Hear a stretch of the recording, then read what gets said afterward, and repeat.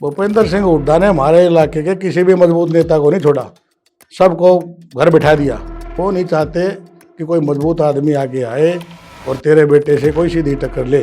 वो अपने बेटे के अलावा किसी की सोचते ही नहीं। बड़ौदा की बात करें तो वहाँ तो हुड्डा साहब का गढ़ माना जाता है कि कांग्रेस की सरकार आ रही है, 70+ आ रही है, घर घर जाकर झूठ बोलकर लोगों की छाती नाप के तेरे को डीएसपी भर्ती कर देंगे, तेरे को इंस्पेक्टर भर्ती कर देंगे। लोगों को ऐसा बहका दिया। भूपेंद्र सिंह हुड्डा ने उसके साथ भी धोखा किया, 3 बार उसको भी भगा के रखा मेरे की तरह। भालू जी का क्या कहना जी, 10 साल से विधायक हैं, अपना गांव का रोड तो आज तक उसने बनवाया नहीं। उस रोड का भी प्रस्ताव मैं खुद दे के आया हूँ जी।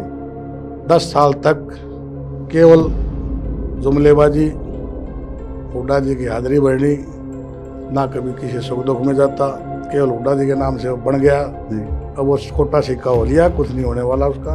कभी तो कहता है सबसे गरीब आदमी को भूपेंद्र हुड्डा ने टिकट दी है, करोड़ों की गाड़ियों में घूमता है, कहता है मैं गरीब आदमी हूँ। एक ऐसा हुआ बना दिया भाई, बीजेपी को अगर कोई हरा सकता है तो ये हरा सकते हैं, और 1 महीने में जनता ने करके भी दिखा दिया।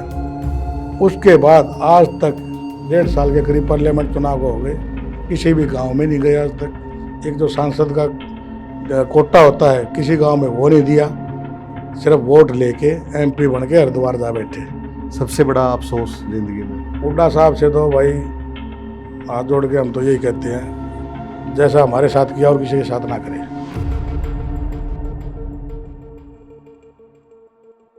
नमस्कार दोस्तों, आज पॉडकास्ट में मेरे साथ हरियाणा की राजनीति का जाना माना नाम है प्रदीप सांगवान जी। इनके पिताजी किशन सांगवान जी आप सभी जानते ही हैं, 3 बार सांसद रहे हैं बीजेपी से, और जिस समय बीजेपी का हरियाणा में इतना दबदबा नहीं था, अकेला सांसद बनता था, तो वो थे किशन सिंह सांगवान जी। तो स्वागत है सर, स्वागत है आपका। बहुत बहुत धन्यवाद आपका मनदीप जी। और कैसे हो सर? बहुत बढ़िया, आप सुनाइए। और बड़ौदा में क्या चल रहा है? बड़ौदा में पार्टी की पूरी जोर शोर से प्रचार प्रसार, जनता की सेवा, उसमें लगे हुए हैं जी। अगर राजनीति की बात करें, आपने पहला चुनाव कब लड़ा था सर? मैंने पार्टी 2004 में उपचुनाव था, भारतीय जनता पार्टी की टिकट पे मैंने गोहाना से लड़ा था। गोहाना से लड़ा जी। था, तो उस समय बीजेपी में थे या फिर कैसे? बीजेपी से लड़ा था।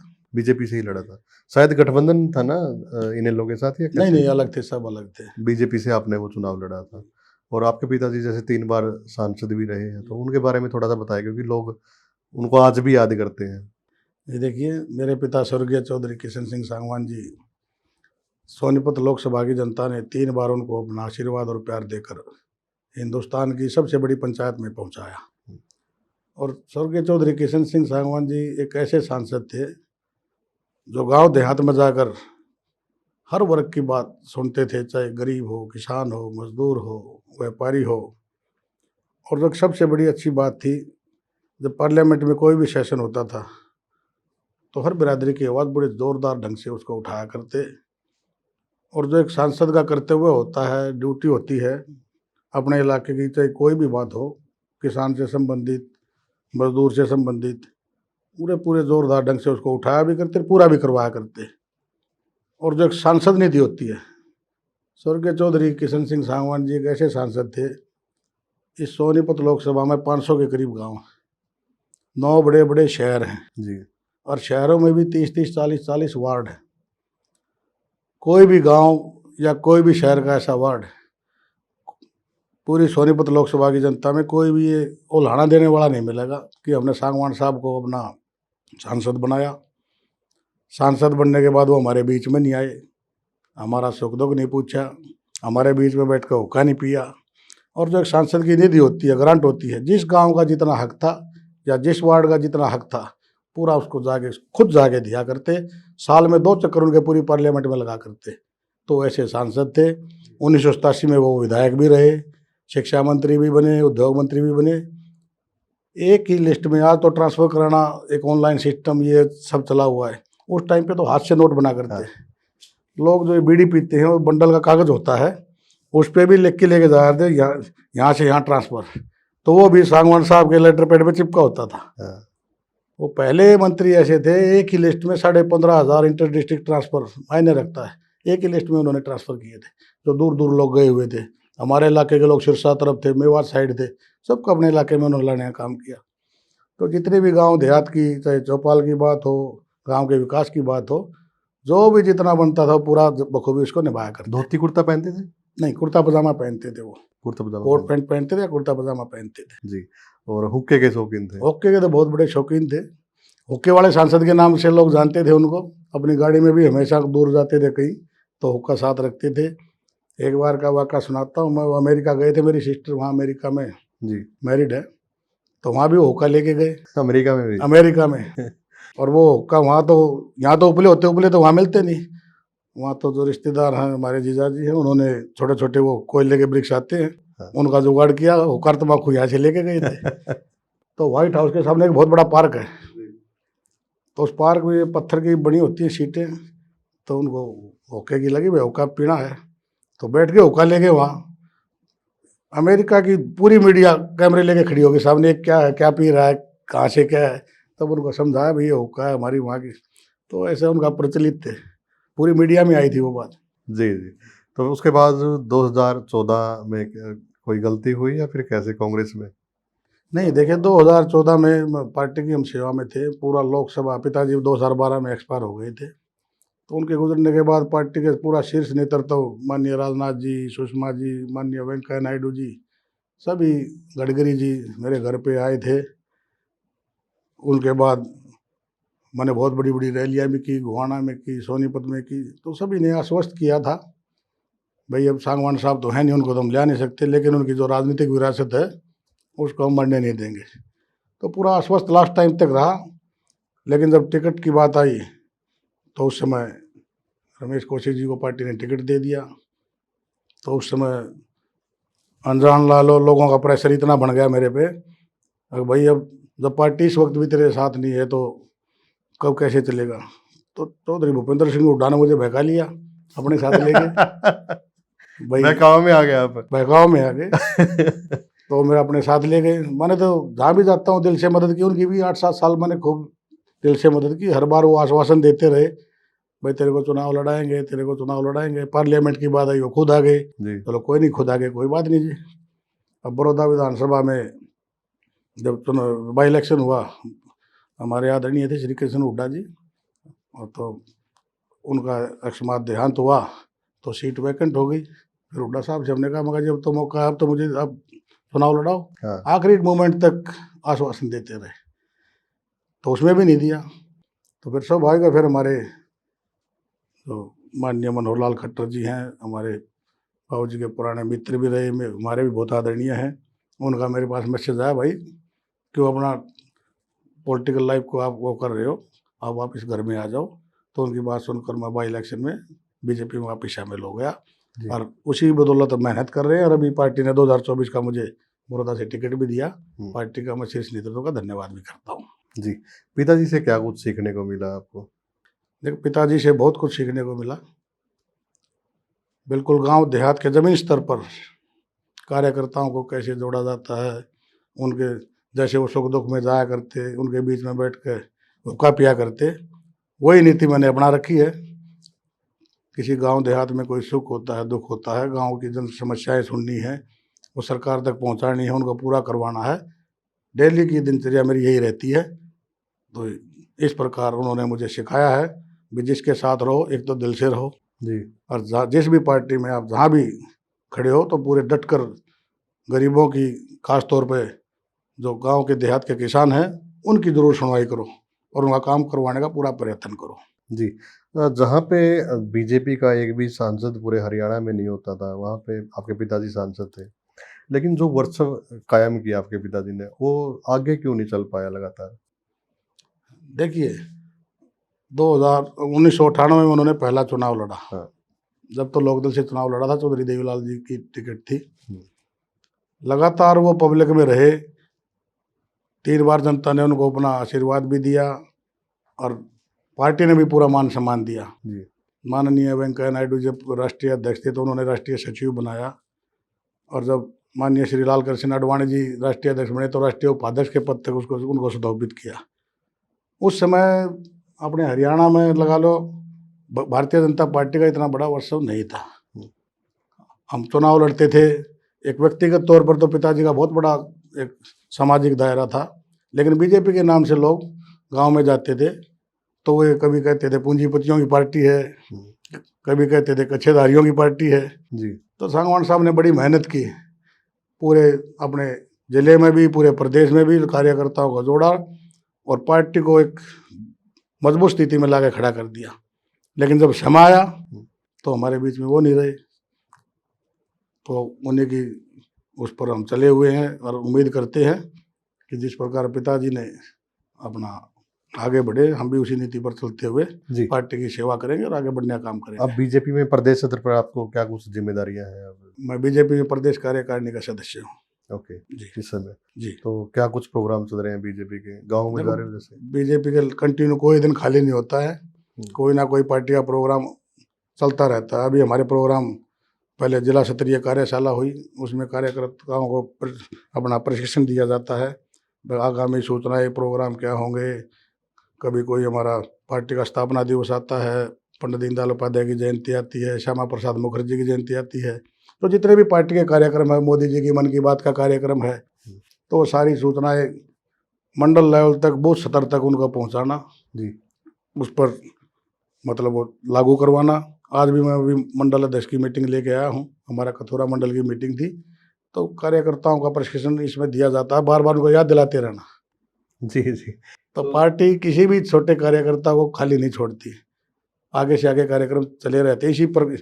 उसी की वजह से आज दुनिया की सबसे number 1 party Bharatiya Janata party है। जी। लोगों की जो पहले विचारधारा थी और अब विचारधारा, आप गांव में जा रहे हो जी कितना कुछ बदलाव आप देखते हो? देखिए, बहुत बड़ा बदलाव हुआ है। आज मोदी जी के नेतृत्व में, माननीय नायब जी के नेतृत्व में सरकार दोनों जगह ट्रिपल इंजन की सरकार है। जी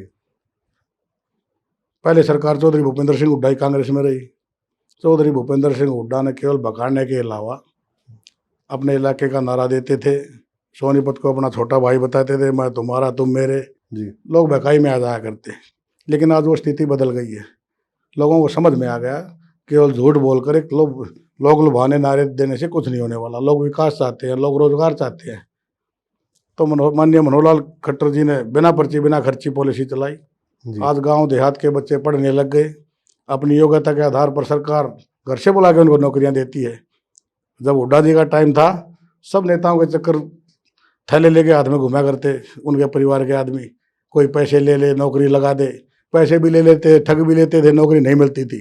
लेकिन आज वो सारी स्थिति बदल गई है, बिना पर्ची बिना खर्ची आज भारतीय जनता पार्टी की सरकार, नायब जी की सरकार, अभी 25,000 नौकरियां एक ही कलम से, चुनाव से पहले अपना नायब जी ने वायदा किया था कि दोबारा शपथ लेते ही पहला काम मेरा ये होगा, और वो करके दिखाया।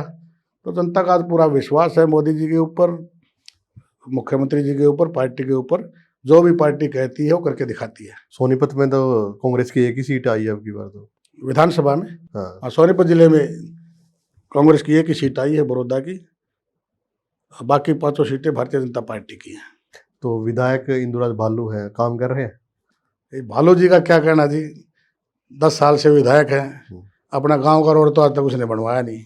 उस रोड का भी प्रस्ताव मैं खुद दे के आया हूँ जी 10 साल तक केवल जुमलेबाजी, हुड्डा जी की हाजिरी बढ़नी, ना कभी किसी सुख दुख में जाता, केवल हुड्डा जी के नाम से वो बन गया। जी अब वो खोटा सिक्का हो लिया, कुछ नहीं होने वाला उसका। कंटिन्यूटी में मैं गांव में देहात में जा रहा हूँ, हर गांव में लोग पूछते हैं भाई आप तो हार के भी इतना काम कर रहे हो। जी मगर जी तो विधायक में क्वालिटी होनी चाहिए, चाहे अपोजिशन का विधायक हो। अगर विधायक मजबूत होगा तो सरकार के सामने लड़के अपने लिए गाँव, अपने विधानसभा के लिए ग्रांट लेके आ सकता है। अभी मैंने 29 सड़कें अप्रूव कराई नायब जी से कह के, उनका हम धन्यवाद भी करते हैं। अभी परसों की बात है, जी पहले गौशाला आयोग में हरियाणा में 2 करोड़ बजट होता था।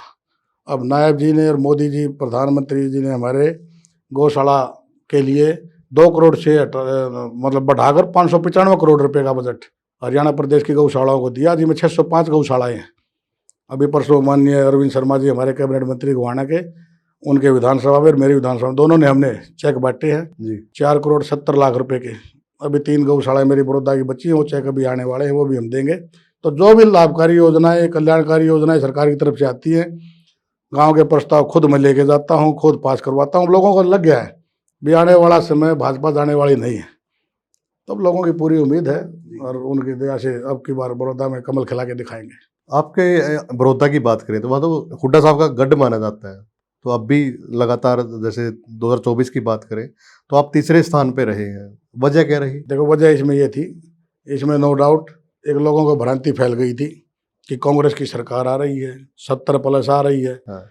लोगों ने घर घर जाकर झूठ बोलकर लोगों की छाती नाप के तेरे को डीएसपी भर्ती कर देंगे, तेरे को इंस्पेक्टर भर्ती कर देंगे, लोगों को ऐसा बहका दिया। और एक उसका कारण एक और विधायक निर्दलीय प्रत्याशी बीच में आ गए थे, तो लोग फंस गए बात में। भाई अगर कांग्रेस को हराना है तो इंडिपेंडेंट के ऊपर ज़्यादा वोट डाल दिए उन्होंने, लेकिन फिर भी मैंने अच्छा वहाँ पूरी फाइट करी, 24,500 के करीब मैंने वोट लिया। और अब तो लोगों को समझ में आ गया है भाई भाजपा के बगैर कुछ नहीं है जी। तब लोग पूरा आशीर्वाद भी दे रहे हैं और आने वाला भविष्य भाजपा का है। खूब लोग मुझे आशीर्वाद दे रहे हैं। तो निर्दलीय ने खेल बिगाड़ा, जहाँ तक है कपूर नरवाल जी भी अच्छे दावेदार थे वहाँ पे, ऐसा हाँ चुनाव भी लड़ा। कुछ भी कह लो, आप खेल बिगाड़ा कह लो, कुछ कह लो, वो वोट कट गई बीच में। अगर सीधा चुनाव होता तो भारतीय जनता पार्टी की सीट होती। तो कपूर नरवाल जी से बात नहीं की कि आप बैठ जाओ, सरकार आ रही है भाई बीजेपी? जिसको चुनाव लड़ना उसको कौन मना कर सकता है, उसका भी अपना इंटरेस्ट था। भूपेंद्र सिंह हुड्डा ने उसके साथ भी धोखा किया, 3 बार उसको भी भगा के रखा मेरे की तरह।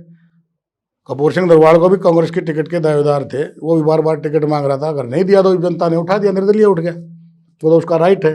जी। भूपेंद्र सिंह हुड्डा ने हमारे इलाके के किसी भी मजबूत नेता को नहीं छोड़ा, सबको घर बिठा दिया। आप हमारा इलाका क्या, हरियाणा के जितने भी मजबूत आदमी थे वो नहीं चाहते कि कोई मजबूत आदमी आगे आए और तेरे बेटे से कोई सीधी टक्कर ले। वो अपने बेटे के अलावा किसी की सोचते ही नहीं। हमारे जिले में 20 नेता ऐसे हैं जिनको उनके घर बिकवा दिए, उनकी धरती बिकवा दी और उनको घर बिठा रखा है। जी। तो कुछ यादगार किस्से चुनाव को लेकर? यादगार तो जी पिताजी के समय के बहुत यादगार किस्से हैं। वो गांव देहात में हुक्का पीते थे, चौधरी देवीलाल जी के साथ उन्होंने राजनीति शुरू की। मैं तो छोटा सा था जब तो हम चौधरी देवीलाल जी के साथ घुमा करते, उन्होंने भी बड़ा सिखाया है राजनीति के गुण। चलते चलते रोड पे जा रहे हैं, 10 आदमी बैठे हैं, हुक्का पी रहे हैं, तो उसके बीच में बैठ जाना। आम आदमी के घर, उसको उनको ये नहीं पता है सांसद है विधायक है, चुपचाप जाके बैठ गए, भाई हाल चाल थारा ठीक है, परिवार ठीक है, खेती बाड़ी ठीक है, ये सब पूछा करते। और लोग उसी की बदौलत 3 बार लोगों ने मेरे पिता को सांसद बनाया। तो वो चीज़ें हमने सीखी हैं। बस पब्लिक को जोड़ना कैसे है, तोड़ने में तो 1 मिनट लगती है भाई साहब, लेकिन जोड़ने के लिए उसको दिल को जीतना कोई छोटा काम नहीं है। तो आप भी ऐसे ही लोगों के बिल्कुल, बीच लोगों में वही हमारा सिस्टम हुक्का है। पीते हैं। मेरे दफ्तर में जाओगे वहाँ भी 50 आदमी हुक्का पीते मिलेंगे। बैठक में, मेरा निवास सोनीपत भी है, गोहाना भी है, तो ये बैठक चलती रहती है। तो सामाजिक जो सुख दुख की बात है उसमें कंटिन्यूटी हम लगे रहते हैं। बड़ौदा के विधायक आए थे पॉडकास्ट के लिए, जी। तो वो भी कह रहे थे कि मैं भी गाड़ी में हुक्का रखता हूँ और लगातार लोगों के बीच में रहता हूँ। तो ग्रामीण विधानसभा ये मामला है सारा जी। देखो गाँव देहात में हुक्का पीने के सब शौकीन है। रही इंदुराज भालू जी की, कभी तो कहता है सबसे गरीब आदमी को भूपेंद्र हुड्डा ने टिकट दी है, करोड़ों की गाड़ियों में घूमता है, कहता है मैं गरीब आदमी हूँ। उसकी तो ज़मीनी हकीकत मैं बड़े मुँह से कहता अच्छा नहीं लगता, मैं जानता हूँ सारी चीज़ें। वो गाड़ी टैक्सी चलाया करते, आज अचानक इतने अरबों खरबों का कैसे हो गया वो, 1-1 करोड़ की गाड़ी में घूमता है। मेरे पिताजी 3 बार सांसद रह लिए, मंत्री रह लिए, मैंने भी 2 चुनाव लड़ लिए। हम भी अपने गुजारे लायक गाड़ी लेके चलते हैं। कह रहे ये कहने की बात है। कह रहे विधानसभा से लोन ले रहा हूँ घर बनाने के लिए। चलो लोन ले रहा तो अच्छी बात है, तेरे को फ्री में लोन मिला हुआ है, तो इतनी ज़मीनें और वो ये खरीद रहा है, तो आप जाके तसल्ली करो कहाँ से आ रही हैं। तो ये चीज़ें बालू जी का तो सहमत हो, एक ही बात कहता हूँ भाई, जोर शोर से तो आवाज़ उठा। आप भी विधायक हैं, अपने इलाके में कुछ लेके आ, लेकिन 10 साल हो गए आज तक कुछ नहीं किया। डमी विधायक के तौर पे लोग जानने लग गए उसको। तो ये सारी चीज़ें। अब आगे की आपकी रणनीति कैसी रहती है? गाँव में जाते रहते हो आप? बिल्कुल कंटिन्यूटी, डेली का मेरा अपना शेड्यूल बना लेता हूँ। कहीं सुख हो दुख हो, पार्टी के कार्यक्रम इतने रहते हैं। संगठन को मजबूत करना, अपने कार्यकर्ताओं को हर बूथ लेवल तक जाके पार्टी की रीति नीति है उनको बताना, तो इसलिए काम पे हम लगे रहते हैं। जी। तो किसान आंदोलन ने भी एक बड़ी भूमिका निभाई होगी, क्योंकि वहाँ पे सारा ग्रामीण अंचल है ना। जी तो काफ़ी असर पड़ा होगा चुनाव पे। बिल्कुल, नो डाउट। किसान आंदोलन में बहुत भारी नुकसान, सबसे बड़ा नुकसान हमारे इलाकों को जो हुआ है, हमारे इलाके में नशा बहुत बढ़ गया है। जो पंजाब से लोग आए किसान, इतने 5-5, 6-6 महीने जो बैठे रहे, पहले हमारे इलाके में नशा नहीं था। जी।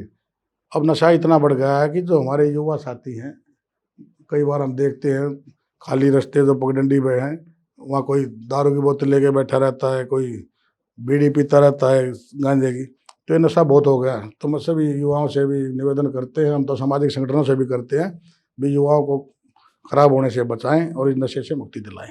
जी, आप एक केस भी चल रहा था ना, वो क्या दिक्कत हो गई थी? वो सब नकली झूठा मामला था, वो तो तुरंत ही साथ के साथ एक्सपोज हो गया था और उसमें साथ के साथ मैं बरी हो गया था। जी, महिलाओं को जोड़ने के लिए क्या कुछ रणनीति बना रहे हैं आप लोग बीजेपी? देखिए, महिलाओं को जोड़ने के लिए पार्टी भी लगी हुई है, दुनिया भर की सामाजिक संस्थाएं काम इसमें कर रही हैं, सोसाइटी बना दी गई हैं। तो हमारे महिला मोर्चा 33% जो आरक्षण हुआ, इससे भी महिलाओं में भारी उत्साह है। आगे पहले महिला घर से नहीं निकलती थी, अब काफ़ी महिलाएं हमारी मीटिंगों में भी आती हैं, पदाधिकारी भी बनी हुई हैं। तो पूरा एक मजबूत स्थिति में आज महिला की हमारी टीम है हमारे पास। जी, सोशल मीडिया पर एक्टिविटी रहती है आपकी? बिल्कुल कंटिन्यूटी रहती है मेरी। सोशल मीडिया मेरा कभी चेक कीजिए, FB चेक कीजिए, जितने भी कार्यक्रमों में मैं शिरकत करता हूँ, पार्टी के कार्यक्रमों में, कंटिन्यूटी सब पब्लिक में बराबर जारी है। जी, तो जनता के कुछ खास अनुभव थोड़ा साझा करें लोगों से। जनता से आप लोग मिलते हो, क्या कुछ बातें होती हैं इस समय? जनता में सबसे पहली बात तो यही होती है, लोगों को बहुत भारी पछतावा है कि बेटा तेरे को गलत राह दिया, इतना काम करने वाला तेरा बाबू था, उससे भी बढ़िया तू कर रहा है, हमारे से गलती हो गई है। वो बेचारे गलती मानते हैं, फिर भी मैं उनका हाथ जोड़ कर निवेदन करता हूँ जाकर संभाल लियो। तो ये बातें गांव देहात में चलती रहती है। कोई विकास कार्य की बात है, जो भी मुझे कागज़ देते हैं, चाहे कोई लोकल लेवल पे अधिकारियों की बात हो, CM लेवल की, मैं बेझिझक जाके CM साहब को सीधा सौंपता हूँ और बोलता भी हूँ, जी मेरा इलाका बहुत पिछड़ा हुआ है, हमारे इलाके की सड़कें टूटी हुई हैं। सारी उन्होंने तुरंत मान ली। एक मेरे इलाके में सबसे बड़ी जो समस्याएं हैं बेरोजगारी की, हमने डिमांड करी है, रैली भी होगी, हम कराएंगे। एक तो हमारे इलाके में IMT की मांग हम करते हैं बार बार जाके, क्यों चारों तरफ बड़ौदा हल्का एक ऐसा हल्का है, घोषणा भी करके आए थे कि उपचुनाव में उपचुनाव में हुई थी वो। क्यों बड़ौदा हल्का एक ऐसा है, जितने भी नेशनल हाईवेज वो मेरे बड़ौदा विधानसभा से जाते हैं, लेकिन जो नीचे वाले लोकल रोड हैं वो बनने की वजह से सारे रोडों की हालत खस्ता हो गई थी। अब 29 रोड माननीय मुख्यमंत्री जी ने पास किए हैं, वो भी जल्द हो जाएंगे। एक हमारी IMT की मांग है, एक दूसरा हमारी जो मोटाना में जनता विद्या भवन है उसकी यूनिवर्सिटी की बात है जी, वो भी, उसका भी सर्वे वर्वे सब हो चुका है। तो मैं उम्मीद करता हूँ कि जल्दी ही मुख्यमंत्री जी की कोई बड़ी रैली होगी, उसमें उसको हम पूरा करवाने का पूरा प्रयास है जी। और गांव देहात के जितने भी विकास है, बेरोजगारी की बात है, वो सारी बातें समय समय पर उठाता रहता हूँ और सरकार उनको पूरा कर भी रही है। जी, तो सांसद तो कांग्रेस के हैं सोनीपत से जी, तो फिर वो कैसे बने अब की बार? देखिए सांसद जी का तो एक अजीब सा ही वो लगा मुझे। 1 महीने के अंदर एक ऐसा प्रचार हुआ, अगर भाई बीजेपी के कैंडिडेट को हराना है तो सतपाल ब्रह्मचारी जी हरा सकते हैं। आज तक ना तो हम उन्हें देखे रहे हो किसी ने, इतनी बड़ी पॉलिटिकल लाइफ हमारी भी होगी, ना जनता को पता कौन है ये। एक ऐसा हुआ बना दिया, अगर भाई बीजेपी को अगर कोई हरा सकता है तो ये हरा सकते हैं, और 1 महीने में जनता ने करके भी दिखा दिया। उसके बाद आज तक 1.5 साल के करीब पार्लियामेंट चुनाव हो गए, किसी भी गांव में नहीं गए आज तक। एक जो सांसद का कोटा होता है किसी गांव में वो नहीं दिया, सिर्फ वोट लेके MP बन के हरिद्वार जा बैठे। मैं तो उनसे निवेदन करता हूँ भाई, जिन लोगों ने आपको इतना साथ दिया है, कम से कम जो इनका हक बनता वो तो दे दे, लेकिन कोई गौर नहीं है। जी, कुछ रैपिड फायर सवाल हैं, हल्के फुल्के मजाकिया सवाल है सर। आपका पसंदीदा नेता कौन सा है? माननीय नरेंद्र मोदी जी। राजनीति के बाहर आपका कोई रोल मॉडल हो? राजनीति के बाहर तो सामाजिक मेरे काम हैं, अपने खेती करते हैं और मेरे खेल में भी मेरा काफ़ी रुचि रहती है जी, तो बैडमिंटन वगैरह ये मैं खेलते रहता हूँ। जी, एक ऐसा सपना जो अभी अधूरा है? मेरा सपना ये है, जहाँ मेरे पिताजी का स्थान था, जनता के आशीर्वाद से मैं भी वहाँ पहुँचूँ। जी, सबसे बड़ा अफसोस जिंदगी में? सबसे बड़ा अफसोस 2014 में जो मैंने गलती की हुड्डा साहब के साथ लगा, तो मेरा सबसे बड़ा अफसोस है। नहीं पता नहीं आज राजनीति में कहाँ होता। जी, एक शब्द में, भाजपा, कांग्रेस, हुड्डा, खट्टर, जी कौन सा पसंदीदा है इनमें?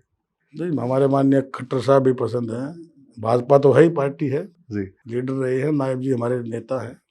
जी। तो हुड्डा साहब के साथ कुछ ज्यादा ही हुड्डा बोले। साहब से तो भाई हाथ जोड़ के हम तो यही कहते हैं, जैसा हमारे साथ किया और किसी के साथ ना करे। जी, तो शुरुआती अगर जीवन की बात करें आपकी, तो आपकी पढ़ाई कहाँ से हुई है सर? तो मेरी पढ़ाई गोहाना से हुई। ग्रेजुएशन मैंने MDU रोहतक से की, फिर MA मैंने रोहतक से की। और जो बचपन हमारा था वो हमारे एक राम सेवा स्कूल, सबसे बेस्ट स्कूल उसी को मानते थे गोहाना में, उसमें मैंने 3rd तक में रहा। उसके बाद मॉडल स्कूल रोहतक में 8वीं तक मैं पढ़ा। 8वीं में विधानसभा का चुनाव आ गया, पिताजी को टिकट मिल गया, चौधरी देवलाल ने टिकट दिया। जी तो हमारा इंटरेस्ट था पहले तो, ये आजकल तो ये होर्डिंग पोस्टर ये सब आ गए, पहले तो स्टेंसिल होता था। ओके। तो स्टेंसिल बनवा लेते थे लोहे की पतरे पे, और झंडे घर से सिलवाया करते। तो हमारा काम था, मेरी युवा टीम थी, 8वीं 7वीं में पढ़ा करते, हमारा एक ही काम दे रखा था पिताजी ने, झंडों पे तुमने निशान चिपकाना है। ओके। तो झंडे लेके हम फर्श पे बिछा देते, स्टेंसिल ऊपर रखा ब्रश के साथ कलर करके, जी जब हड़दर का निशान था ये काम हम चुनाव में पिताजी का साथ दिया करते।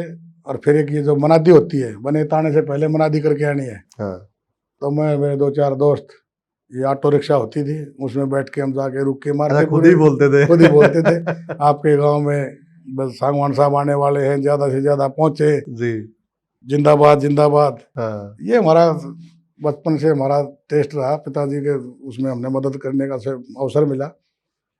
तो इस टाइप की हमारी, तो फिर अलग से ट्रीटमेंट मिलता था स्कूल में कि विधायक का बेटा मंत्री? नहीं ऐसा कुछ नहीं। पढ़ाई के, देखो पढ़ाई के प्रति हमारा पिताजी शिक्षा मंत्री थे जिस समय मैं 10th में था। जी क्यों, हेडमास्टर टीचर्स जो होते हैं वो मंत्री के थोड़ा डरते हैं, भाई मंत्री का बेटा है। हाँ। लेकिन मेरे पिताजी खुद जाके क्या कहा करते, मेरे बेटे ने जिस दिन काम नहीं किया, अपना होमवर्क नहीं पूरा किया, तो इसके कान पकड़ के खींचने हैं। कभी ये मान जाओ ये शिक्षा मंत्री का बेटा है। हाँ।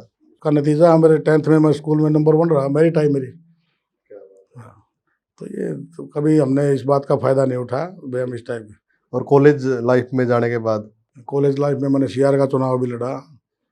द पॉलिटिकल तो हम थे ही, उसमें मैं जीता गोहाना से। उसके बाद MDU में गया, तो फिर तो पॉलिटिकल लाइफ में इतने बिजी हो गए, फिर फादर मेंबर पार्लियामेंट बन गए, इतने काम होते थे, वो ग्रांट की घोषणा करते थे। मैं और हमारा जो PA होता था प्रेम, वो भी अब स्वर्ग में है, तो सारा दिन इसी काम में उनका हाथ बटाते रहते थे। बस ग्रांट अलाउंस तो कर दी, जब तक उस पर कंप्लीशन सर्टिफिकेट नहीं मिलेगा तो अगली किस्त रिलीज नहीं होती। तो इसीलिए आज उनका पूरे इलाके में नाम है। बस सांगवान साहब ऐसे सांसद थे जिन्होंने हर घर में जाके ग्रांट बांटी और उस पर पूरा कंप्लीशन सर्टिफिकेट मिलके वो काम पूरा किया। अब घोषणा तो कर देते हैं, ग्रांट आती नहीं है, फिर लोग कहते हैं झूठ बोल गया। उन्होंने कभी झूठ नहीं बोली, उसका यही नतीजा था। अब हम सारे साथी मिलके काम की घोषणा होते ही उसका एस्टीमेट बनवाते, ब्लॉक में जाके AD ऑफिस में दे के आते, फिर उसको पैसा रिलीज कराते, काम होने के बाद कंप्लीशन सर्टिफिकेट मिलता है, तो वो अगली किस्त आया करती। तो इस प्रकार हमने पूरा सहयोग राजनीति में पिताजी का किया। पहले के चुनाव आपने देखे हैं, आपने झंडे खुद बनाए हैं, जी। प्रचार किया, खुद आवाज लगा खुद लगा के अपने हाथ से लगाया है। और अब के चुनाव की बात करें तो कितना कुछ डिफरेंस है? सारा बदल गया भाई साहब, अब तो सब कुछ ही बदल गया है। एक तो मीडिया ट्रायल बहुत हो गया है। पहले मीडिया कहाँ होती थी, अखबार और न्यूज़पेपर होते थे, 2-4 पत्रकार होते थे, वही अपना जो भी हम बोल के आए करके आए लिख के देना पड़ता था। अब तो सारा सिस्टम मोबाइल पे है। हाँ जी। किसी को ना लिखने की जरूरत है, कहने की जरूरत, मैसेज करना है उस गांव में कार्यक्रम है, ये हम करके आए, तो अगले दिन अखबार में छप जाता है। अब तो ना, तब तक ये अपना आपके दूसरे चैनल्स होते थे, टेलीफोन भी घुमाने वाला होता था, तब तो मोबाइल भी नहीं थे। वो राजनीति समय देखा हमने तो खुद जाके मैसेज करना पड़ता था। और अब तो सब कुछ भाई साहब फोन पे है।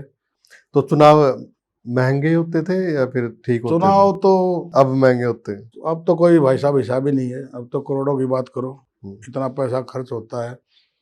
उस समय तो 10,000 रुपये में पिताजी विधायक बन गए थे और लोग चंदा देते थे, 1-1 10-10 रुपये घर से इकट्ठा करके नेता का स्वागत करते थे। अब वो ट्रेंड सारा खत्म हो गया है जी। अब आप कहीं भी जाओगे नेता को ही देने पड़ते हैं। पहले जनता जो 10 रुपये दिया करती है, वो वोट भी पक्का दिया करती, वोट भी पक्का दे करती, सही कह रहे हैं। पक्का वोट दिया करते।